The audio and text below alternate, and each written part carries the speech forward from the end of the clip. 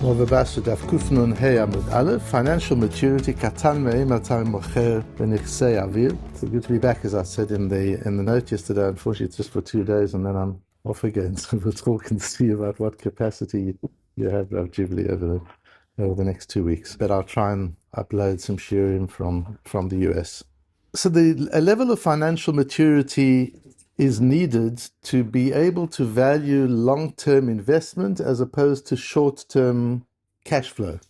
And to understand the value of long-term investment, you need to have toiled in business to some degree, as we'll see from our Gemara.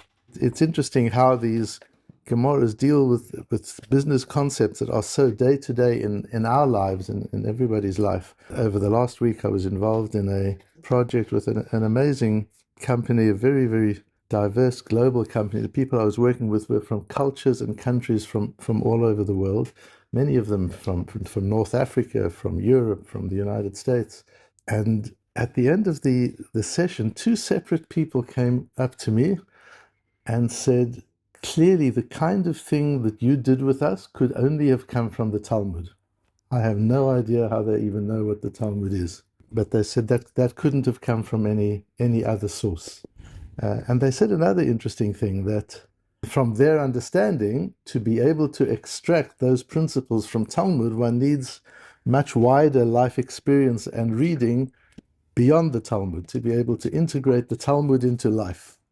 These are non-Jewish people who've had very, very little access, one thinks, to Jews. This all took place in Morocco, and as you know, Morocco has a 3,000-year unbroken Jewish tradition, and many of the Rishonim that we learn from Morocco, the Rif, who has a lot to say on this particular sugya, is originally from Fez in Morocco. The Rambam spent time in Morocco. And in fact, flying over from Spain to Morocco and seeing visually how close Tangiers is to the south of Spain, you understand that flow of Rishonim in both directions, from North Africa to Spain and from Spain to North Africa. It was a natural flow. There was that contact point, and then there was the contact point from Sicily to Tunisia, which is also a very, very short hop.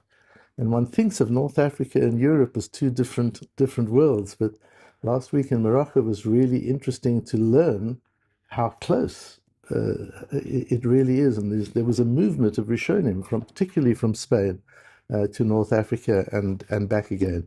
But it was just interesting, and learning a sugya like this, which is so business focused in a sense, but so much more than that. It just gives us an idea of the process of maturation and how it applies in different areas.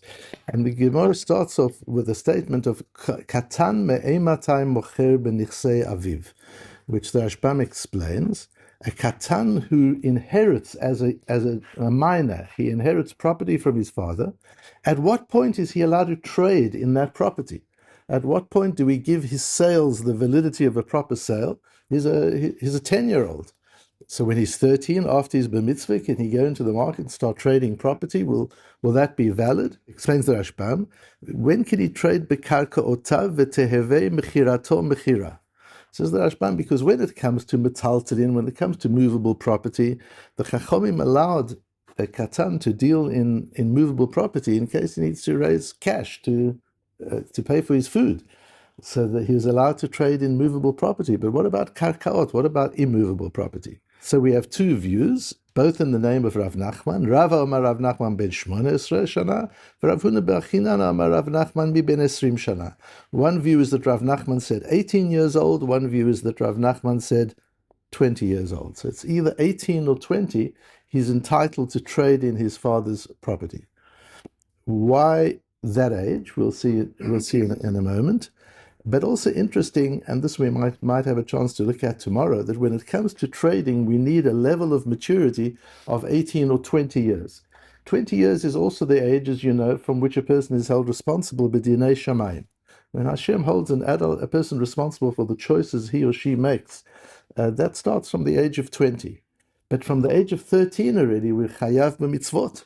Why is a 13-year-old obligated to keep the mitzvot of the whole system of the Torah with all its complexity, and when it comes to trade, his trades are only valid once he's at the age of 20. What is that difference? We might have an opportunity to go into that tomorrow, Mirz Hashem. But meanwhile, Tosfos says, notice that it says, Mוכר בניכסי אביו.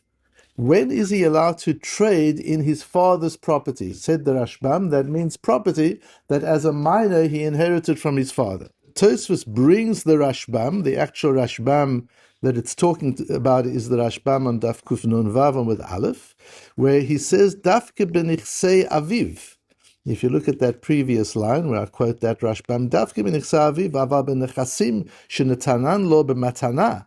But if he got property as a gift, or shekana metaltalin she'enan yerushot avotav, or he bought metaltalin, he bought movable property that isn't from inheritance, mocher pachot miben isrikidin metaltalin. He can trade in that immediately, just as any other metaltalin. This is specifically for legacy, for inheritance.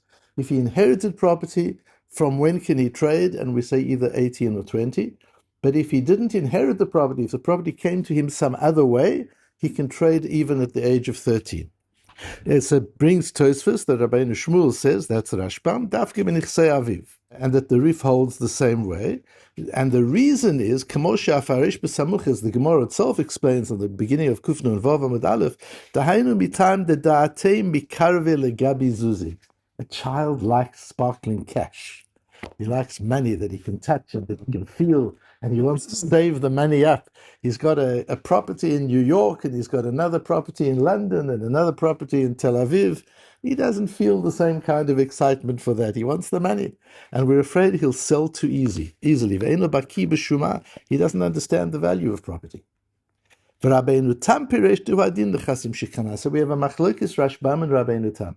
Rabbeinu Tam says, no, if he bought property that wasn't as a legacy, the same would apply for the same reason. If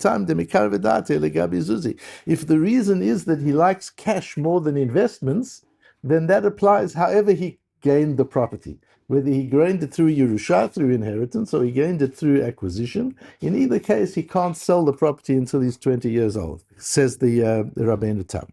The Rosh takes this reasoning a step further. He takes the reasoning of the Rashbam a step further.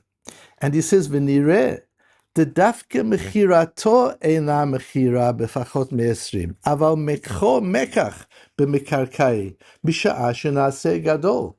It's only a sale that isn't valid until he's 20. Why? Because we're worried he'll sell it for too little. He'll be so eager to get the cash that people will take advantage of him. They'll dangle some cash in front of him, and he'll want the money. He'll want the cash. But if he's buying property, the purchase is valid anytime after he's 13, once he's a gadol. Because what are we worried about? If he likes cash more than property, why is he buying property? So clearly he understands, even though he's under 20, clearly he understands the value of an investment, and he's willing to take his cash and invest it in a long-term property.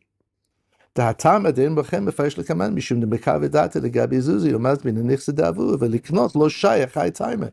buying, this reason doesn't apply. Since the reason of the Gemara doesn't apply by buying, the Rosh is mechadesh. The Rosh introduces the idea that this statement of Itmar is very deliberate. It's specific selling his father's property. It's not trading as his father's property, as I translated it the first time round.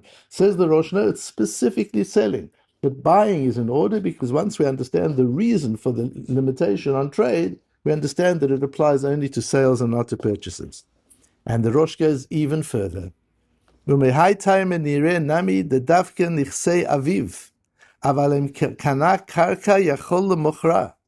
This only applies, Tosfos suggested, dafke if it's from his father's legacy. Avalim kana karka, but if he bought the property to start with, yachol lemochra.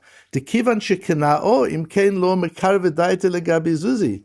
So he's bought property, he inherits cash from his father. At the age of 15, he invests the cash in a property, and at the age of 17, he wants to sell the property. He's a real trader. That would be okay, because since he acquired the property by investing in it, the reason the Gemara gives on Daf Yomi Bava Batra that he's attracted to cash doesn't apply, because he's demonstrated his ability to value long-term investment over short-term cash. Clearly he understands and appreciates the value of property more than the value of cash. The Nemuchi Yosef goes a step even further, and he says, "He'elu ha'mefarshim b'shem ha'gaonim." The Mefarshim have said, and this goes back to the time of the Goinim. So he's talking about our Rishonim, the Rashbam and the Rabbeinu Tam and the Ri in the Tosfos, but this all comes from the time of the Goinim. Demide nakat benichsei aviv, dafke benichsei aviv hu de ba'inan ben esrim. Since the wording of the Gemara, and interestingly, Mikhail Yosef attaches this chidush that the Rishonim come up with, that this applies dafka, this applies only to property he's inherited from his father, but not to property he's gained from some other means, in the words of the Gemara itself. When it says, Itmer katan me'imati mocher b'nichsei aviv, it says specifically nichsei aviv. There are two limitations in the very question of the Gemara. We're talking about a katan, that means he inherited when he's young. At what point can he sell property that he's inherited? So we're talking only about property that he's inherited, and we're talking only about sale, not about purchasing. But if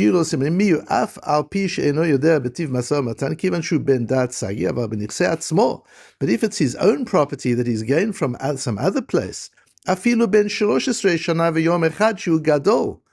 even if he's only 13 years old and one day, it's a day after his bar mitzvah. If he's demonstrated some appreciation of business, if he has no idea of business, then his trades are not valid. But if he's demonstrated some idea of business, or or they train him, he's taught the principles of business. And then he says, Amara Mechaber. When the Nemuchi Yosef says Amara Mechaber, that means this is his own idea. Most of what the Nemuchi Yosef says comes from his Rabbeim, particularly from the Ran and from others. But when he says Amara Mechaber, he means this is my own idea. What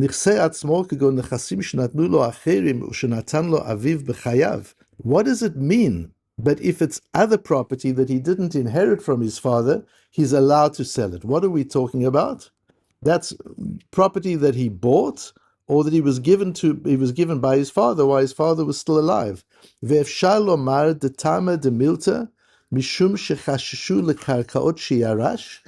why is Yerusha different from what he's received? We've talked about in the Rosh the difference between selling and buying, that he can demonstrate his understanding of the value of an investment through having invested.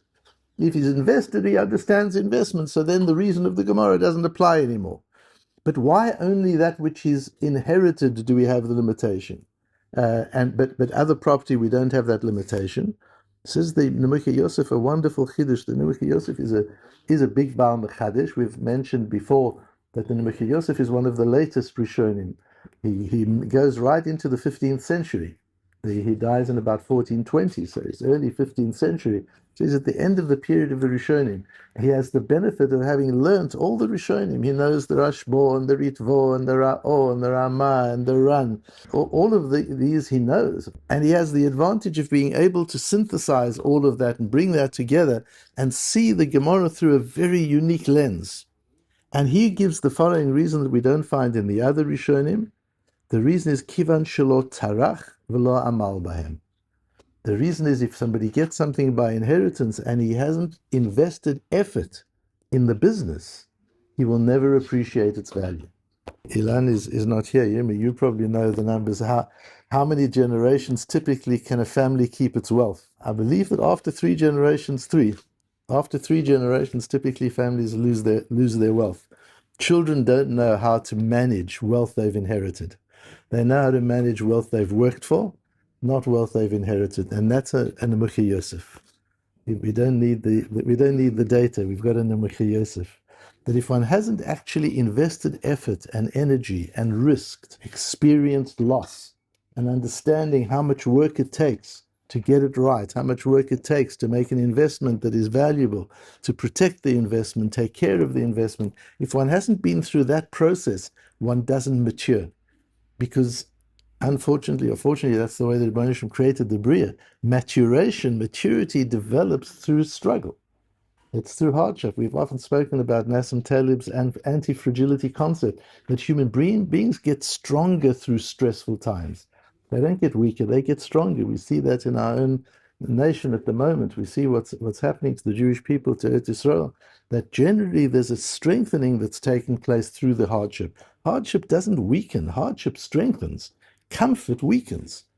And for a person to truly understand the value of long-term investment, to understand what it is to put something away and not take immediate gratification, but allow it to develop long-term value, for that you need a certain maturity that comes from struggle.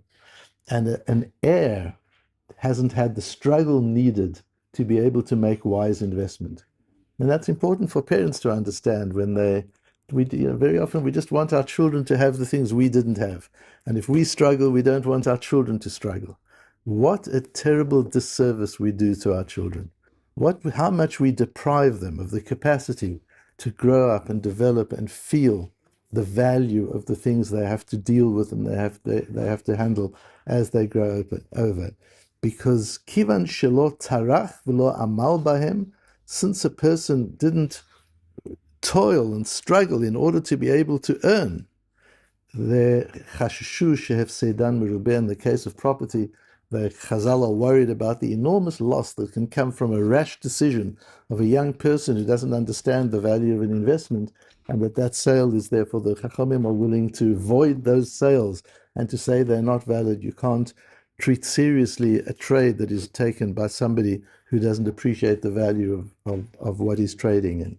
And so we understand the meaning of the 20-year-old, that one gets to a certain point where Chazal are willing to say by that time he's had some sort of experience and he's in a position to do so. But yet, as we mentioned at the outset, when it comes to Torah and mitzvahs, 13 is the age. Why are we willing to hold a person chayev for shmiras mitzvot, which is such a complex and a difficult area to even begin to understand from the age of 13, whereas when it comes to business, we treat him as an adult when he's 20 years old. We'll discuss him Yotze Hashem tomorrow.